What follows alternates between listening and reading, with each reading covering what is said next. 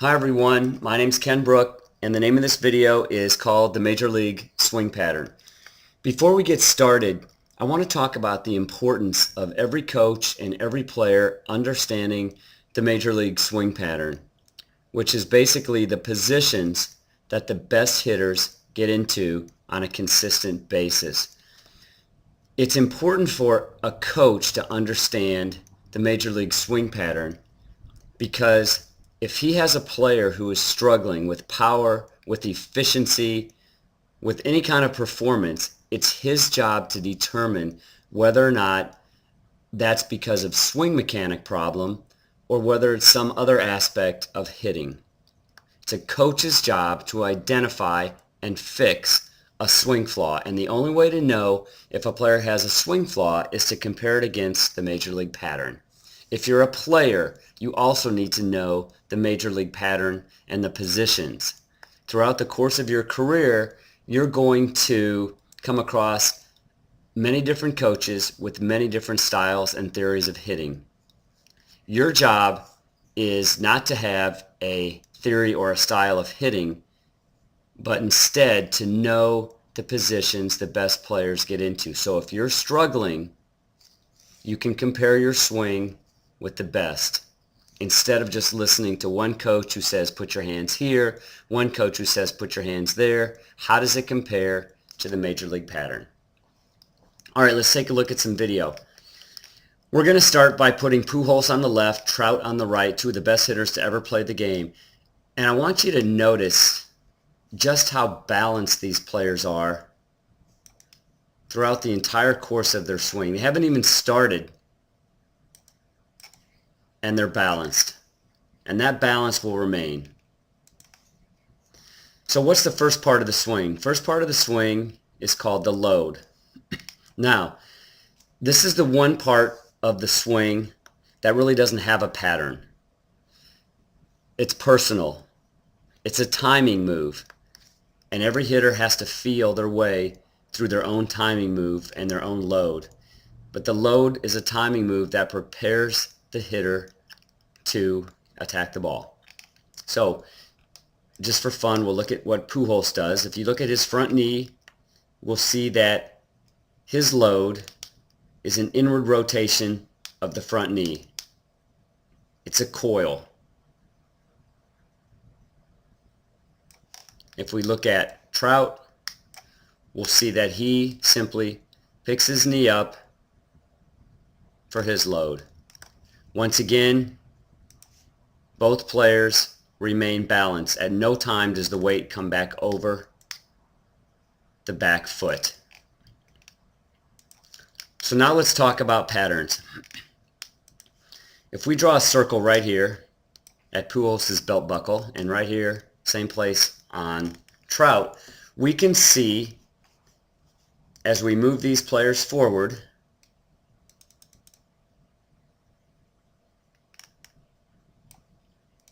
to what I call attack position or heel plant, we can see that each player made a linear movement toward the pitcher. That's the first part of a swing, is a linear movement toward the pitcher. But once the front foot plants, the linear move is completed and the rotational move begins. This is what I call staying behind the ball. We'll look at Pujols on the left. Once his foot plants, it's just a rotation. Trout, his front foot is planted. It's just a rotation. Forward movement is finished.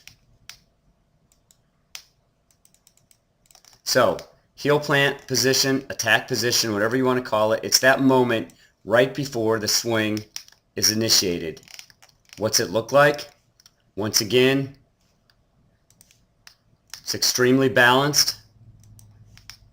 We can see both players balanced. Center of gravity for both players.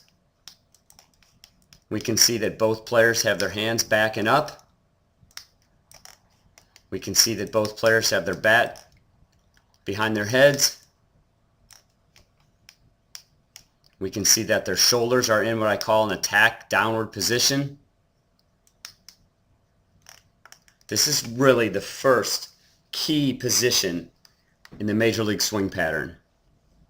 I call it a dynamic, balanced attack position.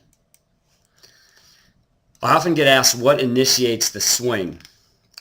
Let's use Pujols as an example. The swing is built from the ground up, and we can see that illustrated here if we watch Pujols' front hip. It's opening. There's 2 frames. There's 3 frames where his front hips have opened, yet his hands remain back and up. The barrel of the bat remains back. This is very, very, very important. It's called separation. This is how torque is created when the lower half leads and the upper half follows. It's kind of like a whip. If a cowboy uses a whip, the very last part of the whip is the fastest because of so much torque, and that's what we're trying to create with the barrel. All right, so that kind of shows us how the swing is initiated. If we move both hitters back to heel plant, I'm going to talk about something I call the move. And that's where the hands move forward at the same time the barrel of the bat moves backwards. Hands forward, barrel backwards. Let's start with Pujols on the left. Hands forward, barrel backwards. Trout, hands forward, barrel backwards. The reason hitters do this is because they want to get their bat flat early and on plane with the pitch as soon as they can. Okay? So we'll get to that in a minute. Let's move them forward a little bit farther, and I want to talk about what's called a connected position.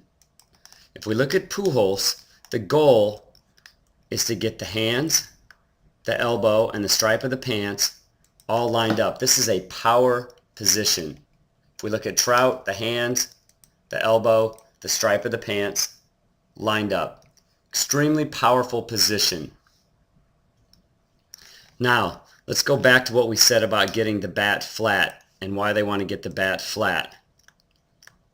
If we move Pujols forward and we draw a line that illustrates the pitch plane, we can see that Pujols gets on plane with the pitch extremely early.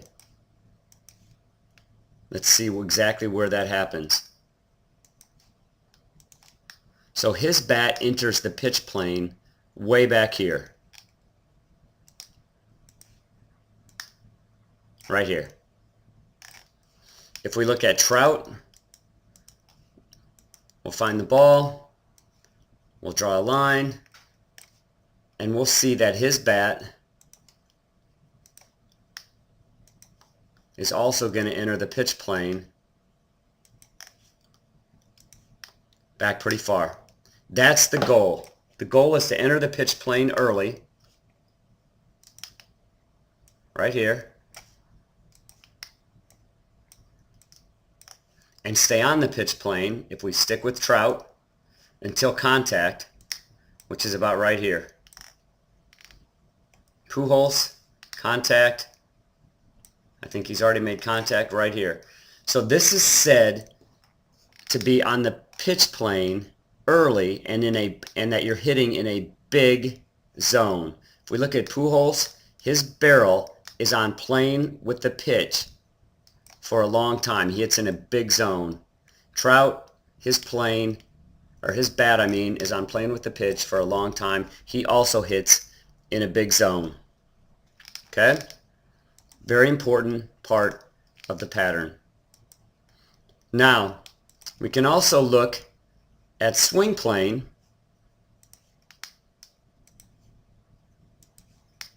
because there's a lot of talk about swing plane these days, and we can see that Pujols swings level or slightly up to the ball. And if we look at Trout, we can see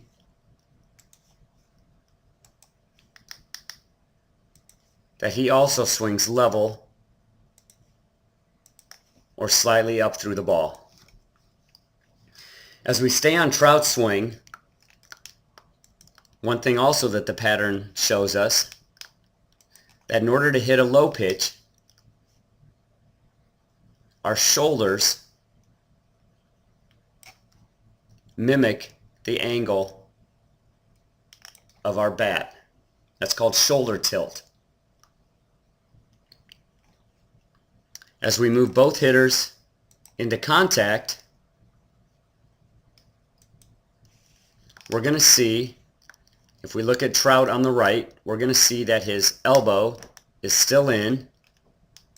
We're going to see that his eyes are down at the ball. Look at Pujols on the left. We can see his elbow is in. We can see his eyes are down at the ball. So whether you're a coach or a player, it's extremely important to understand the positions that the best hitters get into. Don't buy into anyone's theory of hitting. Understand the Major League swing pattern.